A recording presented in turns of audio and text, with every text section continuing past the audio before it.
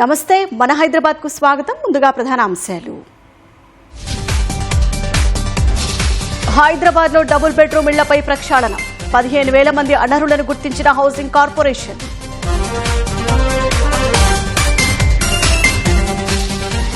ఆహార కల్తీపై హెచ్ఫాస్ట్ అధికారుల ఉక్కుపాదం. టన్నుల కొద్దీ నకిలీ మసాలా దినుసులు స్వాధీనం. 3 అరెస్ట్. హైదరాబాద్ పట్టభద్రుల ఎమ్మెల్సీ ఎన్నికలపై కాంగ్రెస్ ముందస్తు కసరత్తు. అభ్యర్థిపై అభిప్రాయ సేకరణ ప్రారంభించిన మంత్రి పొన్నం. ఆజాద్ ఇంజనీరింగ్ డిఆర్డీఓ సాధించిన విజయంపై కేటీఆర్ హర్షం. ప్రపంచ స్థాయి ఏరోస్పేస్ హబ్గా హైదరాబాద్ మారిందని ప్రశంసలు. సమస్యల నిలయంగా గడ్డి అన్నారం డివిజన్. పట్టించుకోని అధికారులు, ఇబ్బందుల్లో ప్రజలు.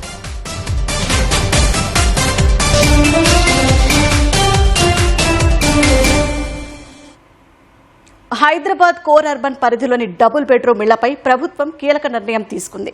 గత ప్రభుత్వం కేటాయించిన లబ్దిదారుల్లో సుమారు 15,000 మంది అనర్హులను గుర్తించిన హౌసింగ్ కార్పొరేషన్ వాటిని రద్దు చేసి అర్హులకు కేటాయించే ప్రక్రియ చేపట్టింది. అటు కేటాయించిన ఇళ్లలో ఉండని వారిని కూడా రద్దు చేయాలని భావిస్తున్న ప్రభుత్వం వారికి నోటీసులు ఇవ్వాలని కలెక్టర్లను ఆదేశించింది. అసంపూర్తిగా ఉన్న డబుల్ బెడ్రూమ్ ఇళ్లకు లబ్దిదారులను గుర్తించే ప్రక్రియ కూడా చేపట్టింది. హైదరాబాద్ క్యూర్ పరిధిలో అల్పాదాయ వర్గాల కోసం 1,00,000 ఎల్ఐజీ ఇళ్లు నిర్మించే ప్రక్రియ మొదలుపెట్టిన రాష్ట్ర ప్రభుత్వం డబుల్ బెడ్రూమ్ ఇళ్ల కేటాయింపుపై కూడా దృష్టి పెట్టింది. గత ప్రభుత్వ హయాంలో నగరంలో 8,500 కోట్ల రూపాయలతో 1,00,000 డబుల్ బెడ్రూమ్ ఇళ్లను మంజూరు చేసింది. వాటిలో 98,215 ఇళ్లకు టెండర్లు ఖరారు చేసి కాంట్రాక్టర్లకు అప్పగించగా నగర వ్యాప్తంగా 69,771 2 పడక గదుల ఇళ్లు పూర్తయ్యాయి. వివిధ ప్రాంతాల్లోని 66,127 ఇళ్లను గత అసెంబ్లీ ఎన్నికలకు ముందు లాటరీ ద్వారా లబ్దిదారులకు కేటాయించారు. అసంపూర్తిగా ఉన్న ఇళ్లను పూర్తి చేసి వాటిని కూడా కేటాయించేందుకు కసరత్తు చేస్తున్న ప్రస్తుత ప్రభుత్వం మరోవైపు ఇళ్లల్లో నివసించని వారిని లబ్దిదారుల్లో అనర్హులను రద్దు చేసేందుకు కసరత్తు చేస్తోంది. వివిధ దశల్లో ఉన్న డబుల్ బెడ్రూమ్ ఇళ్లను పూర్తి చేయడానికి గతంలో పనులు తీసుకున్న కాంట్రాక్టర్లు ముందుకు రాకపోవడంతో అదే రేటుతో కొత్త వారికి అప్పగించారు. వచ్చే నెలాఖరు వరకు 28,444 ఇళ్ల నిర్మాణం పూర్తవుతుందని హౌసింగ్ కార్పొరేషన్ అధికారులు చెబుతున్నారు. వాటిని లబ్దిదారులకు కేటాయించే ప్రక్రియ జరుగుతోందని గృహ నిర్మాణ శాఖ ప్రత్యేక కార్యదర్శి విపి గౌతమ్ తెలిపారు. లబ్దిదారులను గుర్తించేందుకు సర్వే జరుగుతోందన్నారు. మనకు గత ప్రభుత్వంలో 70,000 హౌసెస్ కంప్లీట్ చేసి 70,000 అలాట్ చేశారు. దాంట్లో ఇంకా ఇన్ఫ్రాస్ట్రక్చర్ అవన్నీ కొన్ని పెండింగ్ ఉంటే మనం కంప్లీట్ చేసి బెనిఫిషియరీస్ని ఆక్యుపై చేయించే ప్రక్రియలో ఉన్నాం. అది ఒకటి. ఇంకా 30,000 ఇళ్లు అసంపూర్తిగా ఉండిపోయినాయి. పాత కాంట్రాక్టర్స్ వదిలేసి వెళ్ళిపోయారు. సో అవన్నీ కొత్త కాంట్రాక్టర్స్ ఇప్పించేసి అదే రేట్లో ₹1 కూడా ప్రభుత్వానికి ఎక్కువ ఖర్చు కాకుండా అదే రేట్లో కంప్లీట్ చేసే ప్రక్రియ చేసి ఇప్పుడు ఆల్మోస్ట్ 30,000 ఇళ్లు సెప్టెంబర్ దాకా కంప్లీషన్కి వస్తున్నాయి. వీటికి సంబంధించిన బెనిఫిషియరీ సెలక్షన్ కూడా ఇప్పుడే మొదలు పెట్టాము. ఆల్రెడీ ఇంటింటి సర్వే అనేది జరుగుతుంది. అవి కూడా వెంటనే అలాట్ చేసే ప్రక్రియలో ప్రభుత్వం ఉంది. గతంలో కేటాయించిన డబుల్ బెడ్రూమ్ ఇళ్లలో చాలా మంది లబ్దిదారులు ఉండటం లేదని గుర్తించిన సర్కార్ ఎందుకు ఉండటం లేదో తెలుసుకునేందుకు క్షేత్రస్థాయి పరిశీలన చేసింది. అలాంటి వారికి కేటాయింపులు రద్దు చేయాలని హౌసింగ్ కార్పొరేషన్ భావిస్తోంది. కేటాయింపు ఎందుకు రద్దు చేయవద్దో వివరణ ఇవ్వాలని, నోటీసులు ఇవ్వాలని కలెక్టర్లను ప్రభుత్వం ఆదేశించింది. హైదరాబాద్, రంగారెడ్డి, మేడ్చల్ కలెక్టర్లు ఇప్పటికే కొందరికి నోటీసులు ఇచ్చినట్లు తెలుస్తోంది. ఇప్పటికే అనర్హులుగా తేలిన 15,000 మందికి నోటీసులు ఇచ్చి కేటాయింపు రద్దు చేయాలని నిర్ణయించినట్లు అధికారులు వెల్లడించారు. ఇల్లు లేని నిరుపేదలు లక్షల మంది ఉన్నారు. సో వాళ్ళకి లేకుండా ఇల్లు తీసుకొని ఎవరైనా జస్ట్ మీరు శనివారం ఆదివారం వెళ్ళి చూసుకొని వస్తామంటే అది ఊరుకునేది లేదు. అలాంటి వాళ్ళది డెఫినెట్లీ వేరే ఇంకా ఎలిజిబుల్ వాళ్ళు థౌజండ్స్ ఆఫ్ మెంబర్స్ క్యూలో ఉన్నారు. వాళ్ళకి అలాట్ చేయడం జరుగుతుంది. అండ్ ఒక 15,000 ఫ్యామిలీస్ ఇన్ఎలిజిబుల్ను కూడా మనకు తేలినాయి. 360 డిగ్రీ చేసినప్పుడు వాళ్ళకి ఆల్రెడీ ఇల్లు ఉన్నాయి. అందుకనే వాళ్ళు అక్కడ వచ్చి ఉండట్లేదు అనేది కూడా మనకు ఫీడ్బ్యాక్ ఉంది. సో అలాంటి వాళ్ళని కూడా ఇన్ఎలిజిబుల్ ఉండి వాళ్ళు అక్కడ ఉండట్లేదు అనే వాళ్ళని కూడా క్యాన్సిల్ చేయడానికి కూడా మనం నోటీస్ ఇవ్వమని కలెక్టర్స్కి ఇన్స్ట్రక్షన్స్ ఇవ్వడం జరిగింది. ఇల్లు కేటాయించినప్పటికీ అందులోకి వెళ్లకపోవడానికి అక్కడ సరైన వసతులు లేకపోవడమే కారణమని కొందరు లబ్దిదారులు చెబుతుండగా హౌసింగ్ కార్పొరేషన్ ఆ వాదనను తోసిపుచ్చుతోంది. అన్ని వసతులు ఒకేసారి రావని, క్రమక్రమంగా సదుపాయాలు మెరుగుపడతాయని అధికారులు చెబుతున్నారు. ఆ ఇల్లు శాంక్షన్ చేసినప్పుడే అక్కడ water supply, current, CC roads ఇవి అన్నీ కూడా ఫెసిలిటీస్ అంటే ఉండడానికి ఏమేమి ఫెసిలిటీస్ కావాలో అన్నీ కూడా ఏర్పాటు చేయడం జరిగింది. ఇన్ఫ్యాక్ట్ మీరు ప్రైవేట్గా ఇల్లు కట్టుకున్నా కూడా ఆ కాలనీలో రోడ్ రావడానికి మనం ఉండి 10 సంవత్సరాల తర్వాతనే రోడ్ వేస్తారు మున్సిపాలిటీ వాళ్ళు. సో అన్ని ఫెసిలిటీస్ ఉంటేనే మనం ఇల్లుకి పోతామంటే అట్లా ఉండదు కదా. ఇంటికి వచ్చినాక కొన్ని ఫెసిలిటీస్ వస్తాయి, కానీ ఇక్కడ కరెంటు, వాటర్ సప్లై, రోడ్స్ అన్నీ ఆల్రెడీ ఉన్నాయి. సో ఫెసిలిటీస్ అనేది క్రమం కొన్ని తక్కువ ఉంటే ఇంప్రూవ్ అవుతూ ఉంటుంది, బట్ బేసిక్ ఫెసిలిటీస్ అయితే అన్నీ ఉన్నాయి. ఆహార కల్తీకి పాల్పడుతున్న వారిపై ఉక్కుపాదం మోపుతున్న హెచ్ఫాస్ట్ అధికారులు మరో భారీ ఆపరేషన్లో టన్నుల కొద్దీ పెద్ద ఎత్తున మసాలా దినుసులు స్వాధీనం చేసుకున్నారు. నగరంలోని పలు ప్రాంతాల్లో విస్తరించిన 13 వ్యాపార సంస్థలు తనిఖీలు చేసిన హెచ్ఫాస్ట్ అధికారులు 25.3 టన్నుల కల్తీ మసాలా దినుసులు, 89.15 టన్నుల ముడి పదార్థాలు స్వాధీనం చేసుకున్నారు. ఈ ఆపరేషన్లో 3 నిందితులను అరెస్టు చేశారు. నకిలీ, కల్తీ ఆహార పదార్థాల కేసులపై త్వరలో ప్రత్యేక దర్యాప్తు బృందాన్ని ఏర్పాటు చేస్తామని కమిషనర్ సజ్జనార్ తెలిపారు. ఆహార పదార్థాల కల్తీపై పోలీసులు, అధికారులు ఎన్ని చర్యలు తీసుకుంటున్నా ఇంకా అలాంటి కేసులు బయటకు వస్తూనే ఉన్నాయి. తాజాగా హెచ్ఫాస్ట్ బృందం చేపట్టిన భారీ ఆపరేషన్లో పెద్ద ఎత్తున కల్తీ మసాలాలు, ముడి పదార్థాలు పట్టుబడ్డాయి. నగరంలోని 13 వ్యాపార సంస్థల్లో హెచ్ఫాస్ట్ అధికారుల తనిఖీలు చేపట్టి 25.3 టన్నుల కల్తీ మసాలా దినుసులు, 89.15 టన్నుల ముడి పదార్థాలు స్వాధీనం చేసుకున్నారు. ఈ ఆపరేషన్లో 3 నిందితులను అరెస్టు చేసిన పోలీసులు వారిపై క్రిమినల్ కేసులు నమోదు చేశారు. మసాలాల్లో సింథటిక్ రంగులు, క్లాత్ డైలు, టాల్కం పౌడర్ వాడినట్లు గుర్తించామని నగర పోలీస్ కమిషనర్ సజ్జనార్ వెల్లడించారు. ప్రస్తుతం స్వాధీనం చేసుకున్న మసాలాల్లో ఆవాలు, వాము, జీలకర్ర, షాజీరా, లవంగాలతో కూడిన నకిలీ మసాలాలు ఉన్నట్టు తెలిపారు. వాటిని ఎలా కల్తీ చేస్తున్నారో సజ్జనార్ మీడియాకు వివరించారు.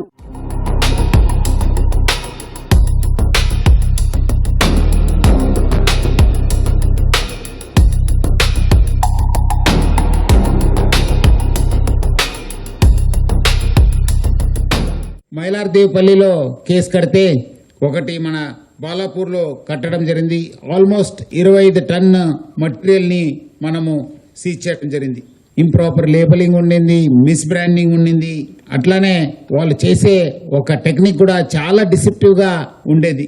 సో అట్లానే ఈ ఒక తయారు చేసే పదార్థాలు అమ్మేయడంలో వీళ్ళు మన మనుషులకి హానికరమైన ఫుడ్ కలర్స్ని including the bush synthetic orange, red and green food colours ని మనం పట్టుకోవడం జరిగింది.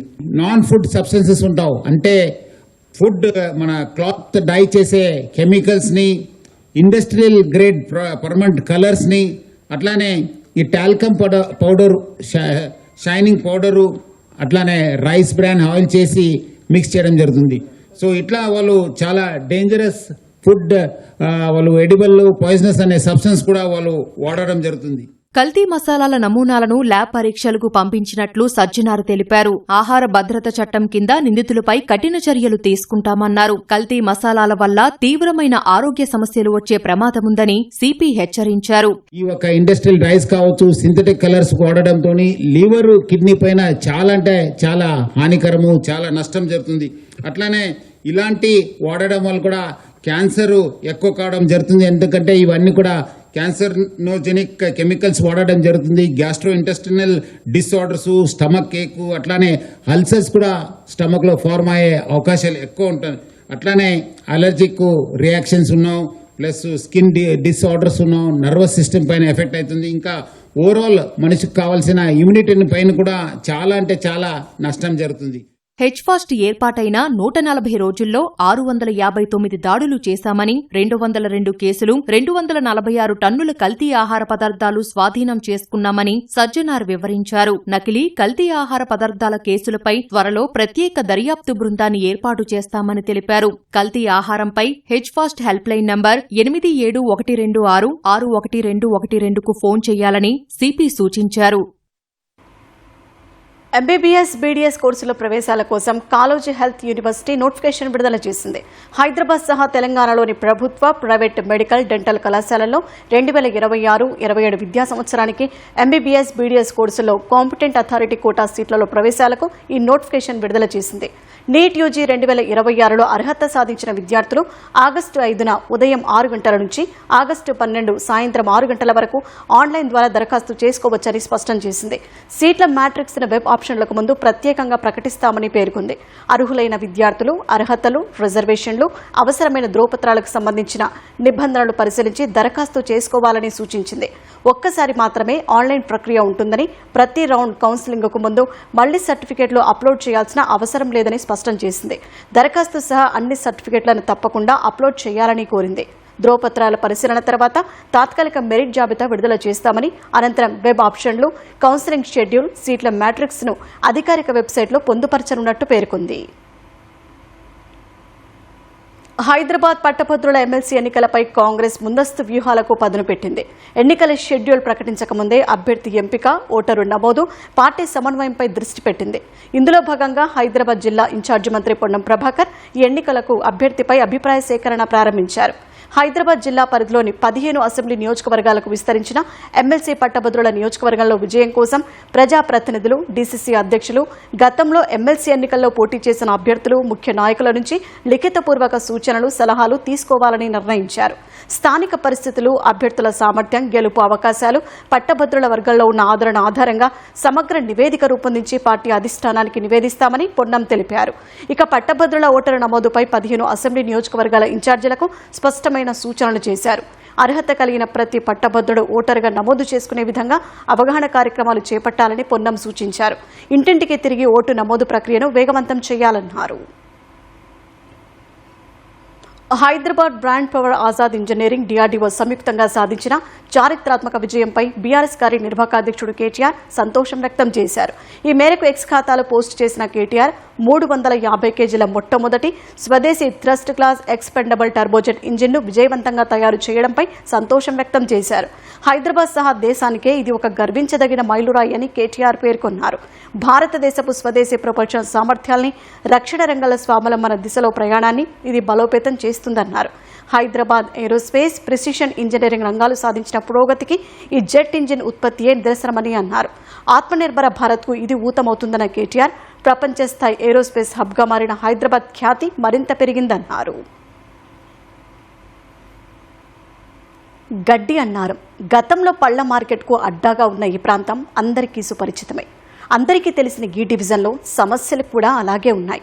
అన్ని డివిజన్లలో ఒకటో రెండో సమస్యలు ఉంటే ఇక్కడ మాత్రం అడుగడుగునా సమస్యలే. సరూర్ నగర్ చెరువు నుంచి గుర్రపు డెక్క నాలాల్లోకి చేరి డ్రైనేజీ నీరంతా రోడ్డుపైకి వస్తోంది. అధికారులు నాల మరమ్మత్తు పనులు మధ్యలోనే వదిలేయడంతో రహదారి ప్రమాదాలు జరుగుతున్నాయి. విద్యుత్ తీగలు సరిగా లేక కరెంటు సరఫరాలు అంతరాయాలు శరమామూలే. ఇక రోడ్ల సంగతి సరే. ఇలా ఎన్నో సమస్యలతో గడ్డి అన్నారం డివిజన్ ప్రజలు పడుతున్న కష్టాలపై ఈటీవీ ఫోకస్. గడ్డి అన్నారం డివిజన్ సమస్యల వలయంలో చిక్కుకుపోయింది.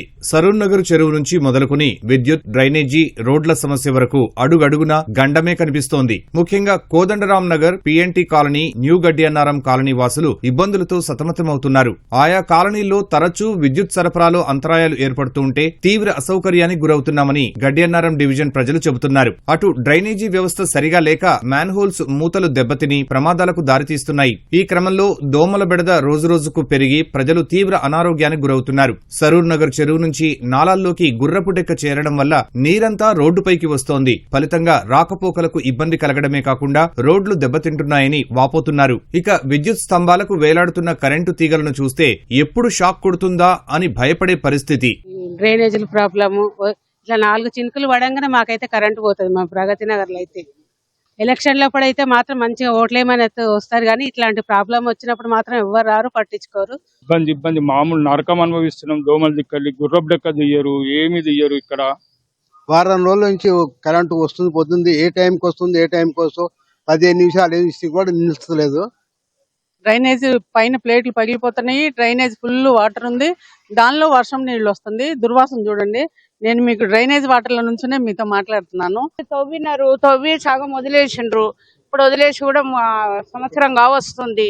దోమల బెడద ఒకటి ఎక్కువైపోయింది. స్లమ్ ఏరియా కంటే ఘోరంగా ఉంది మాది. చూడడానికి మెయిన్ రోడ్. ఎన్నో రోజుల నుంచి విజ్ఞప్తులు చేస్తూ ఉంటే 4 నెలల క్రితం నాలా పనులు మొదలుపెట్టినా వాటిని పూర్తి చేయడంలో తీవ్రమైన జాప్యం జరుగుతోంది. సాయిబాబా టెంపుల్ మెయిన్ 100 ఫీట్ల రోడ్డు పనులు ఆగిపోవడంతో ట్రాఫిక్ జామ్లు ఏర్పడి ప్రయాణికులు ఇబ్బందులు పడుతున్నారు. మరమ్మతులు చేయాలని ఎన్నిసార్లు విజ్ఞప్తులు చేసినప్పటికీ అధికారులు పట్టించుకోవటం లేదని స్థానికులు ఆవేదన వ్యక్తం చేస్తున్నారు. వర్షం పడితే రోడ్డుపై మురుగునీరు చేరి నరకం చూడాల్సి వస్తోందని వాపోతున్నారు. ఇక్కడ నుంచి ఈ 10 ఫీట్ల వరకు నెల రోజులు అయిపోయింది. హోల్స్ వేసేసి ఇంతవరకు అతను ముట్టలేదు. ఎన్నోసార్లు ఫోన్ చేసినా కూడా అతను రేపు వచ్చేస్తున్నా అని చెప్పేసి 3 సార్లు అన్నాడు. ఇంతవరకు ఏం లేదు. ఈ డ్రైనేజ్ వదిలిపెట్టడం మూలంగా ఈ ట్రాఫిక్ ఇబ్బందులు, పబ్లిక్ వాహనాలకు ఎన్నో రోజుల నుంచి ఇబ్బంది కలుగుతుంది. ఎన్నో రోజుల నుంచి అధికారులకు విన్నవించుకున్నాము, ఇది రిపేర్ ప్రాపర్ గా చేయాలి. చెత్త చెదారం అంతా ఇంట్లో వేస్తే అదంతా ఇంట్లో ఈడొచ్చి నిండిపోతుంది. ఒక గవర్నమెంట్ పట్టించుకుంటలేదు, జిఎంసీ పట్టించుకుంటలేదు, ఎవ్వరు పట్టించుకుంటలేరు. ఈ పక్కన బండ్ల మీద వచ్చిన వాళ్ళ 2 వీలర్స్ వాళ్ళ కింద పడడం కూడా జరిగింది. ఈ ప్రాబ్లం రాకుండా చూడాలంటే పైన జాలి పెట్టాలి మనం ఆ టన్నెల్ దగ్గర. మేము జిహెచ్ఎంసీ కానీ సంబంధిత అధికారులందరికీ కూడా మేము రిపోర్ట్ ఇచ్చాము. సో ఎవరి దగ్గర నుంచి కూడా ఎలాంటి రెస్పాన్స్ లేదు ఇప్పటి వరకు. ఇప్పటికైనా అధికారులు స్పందించి అభివృద్ధి పనులను పూర్తి చేయాలని స్థానికులు కోరుతున్నారు. మరిన్ని నగర వార్తలు వేగంగా సంక్షిప్తంగా చూద్దాం.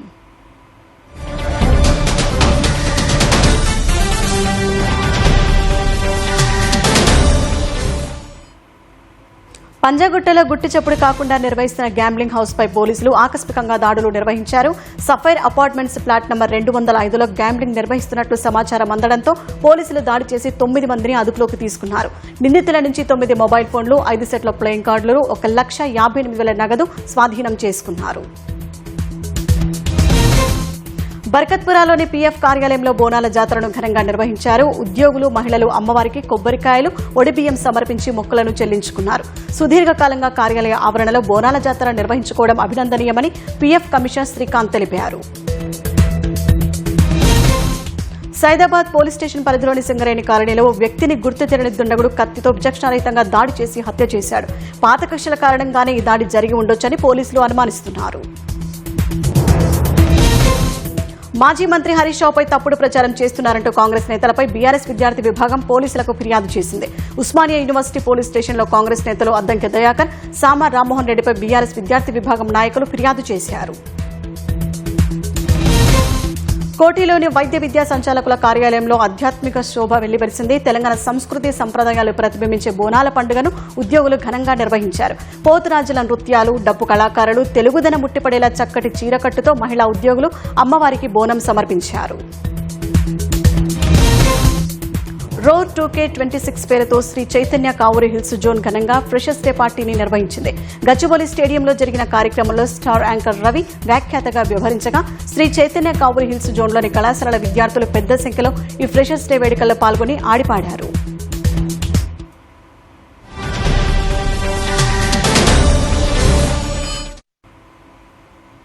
భరత్ నగర్లోని ఓ హోటల్లో అర్ధరాత్రి ఉద్రిక్త ఘటన చోటు చేసుకుంది. రూమ్ బుకింగ్ కోసం వచ్చిన 4 గుర్తు తెలియని వ్యక్తులు హోటల్ సిబ్బందిపై దాడికి పాల్పడ్డారు. నిబంధనల ప్రకారం గుర్తింపు కార్డులు చూపించాలని రిసెప్షనిస్ట్ అడగడంతో ఆగ్రహానికి గురైన నిందితులు సిబ్బందితో వాగ్వాదానికి దిగారు. మేనేజర్ వస్తున్నారని చెప్పినా వినకుండా సిబ్బందిపై దాడి చేశారు. ఈ క్రమంలో ఓ వ్యక్తి కర్రతో రిసెప్షనిస్ట్ తలపై బలంగా బాదగా తీవ్ర రక్తస్రావం కావడంతో వెంటనే ఆసుపత్రికి తరలించారు. ఈ ఘటనకు సంబంధించిన దృశ్యాలు సీసీటీవీ కెమెరాల్లో రికార్డయ్యాయి. వాటి ఆధారంగా నిందితుల కోసం పోలీసులు గాలిస్తున్నారు. హైదరాబాద్ మహానగరంలో డ్రగ్స్ దందా అంతు చూస్తున్న ఈగల్ ఫోర్స్ మరో భారీ డ్రగ్స్ రాకెట్ గుట్టురట్టు చేసింది. హైదరాబాద్ మచ్చబొళ్లారంలో ప్రత్యేక ఆపరేషన్ చేపట్టి డ్రగ్స్ సరఫరా చేస్తున్న 6 నిందితులను అరెస్టు చేసింది. తాటికల్లులో ఆల్ఫ్రాజోలం కలిపి అక్రమంగా లాభాలు పొందుతున్నట్లు గుర్తించారు. నిందితుల వద్ద 1,189 కిలోల ఆల్ఫ్రాజోలం, 5,45,000 నగదు, 8 మొబైల్ ఫోన్లు, ఓ కారును స్వాధీనం చేసుకున్నారు. ముఠాలోని మరో 3 నిందితులు పరారీలో ఉండగా వారి కోసం పోలీసులు ముమ్మరంగా గాలిస్తున్నారు. బల్కంపేట్ శ్రీ రేణుకా ఎల్లమ్మ పోచమ్మ దేవాలయం ఆషాఢమాసం సందర్భంగా భక్తులతో కిటకిటలాడింది. అమ్మవారి శాకంబరీదేవి అవతారంలో భక్తులకు దర్శనమిచ్చారు. వేకువజాము నుంచి ఆలయంలో ప్రత్యేక పూజలు, కుంకుమాభిషేకాలు, మంగళహారతులు వైభవంగా నిర్వహించారు.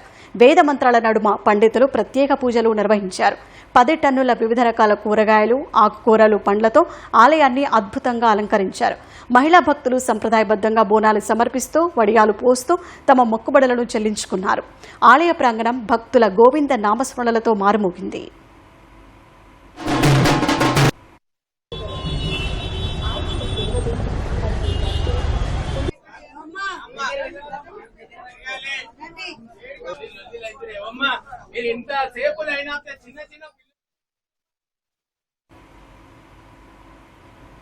అంబర్పేట గోల్నాక ఫ్లైఓవర్ సుదీర్ఘ కాలం నుంచి సాగుతున్న ఈ వంతెన పనులతో స్థానికులు ఎదుర్కొనే సమస్యలు అన్నీ ఇన్ని కావు. ఈ పనులు ఎప్పుడు పూర్తవుతాయా అని స్థానికులు దేవుడిని ప్రార్థించని రోజు లేదంటే అతిశయోక్తి కాదు. కొన్నాళ్ల నుంచి వంతెన పనులు వేగంగా జరుగుతుంటే ఈసారైనా బోనాలకు పనులు పూర్తవుతాయని ఆశించారు ప్రజలు. కానీ తమ ఆశలు మరోసారి అడియాసలేనని తేలింది. కొన్ని రోజుల్లోనే బోనాలు జరగనున్నప్పటికీ ఫ్లైఓవర్ పనులు కానీ దిగువన రహదారి పనులు కానీ కొలిక్కి రాకపోవడంపై ప్రజలు తీవ్ర ఆవేదన వ్యక్తం చేస్తున్నారు. ఈ ఫ్లైఓవర్ పనులు దిగువన రోడ్డు దుస్థితిపై ఈటీవీ ఫోకస్.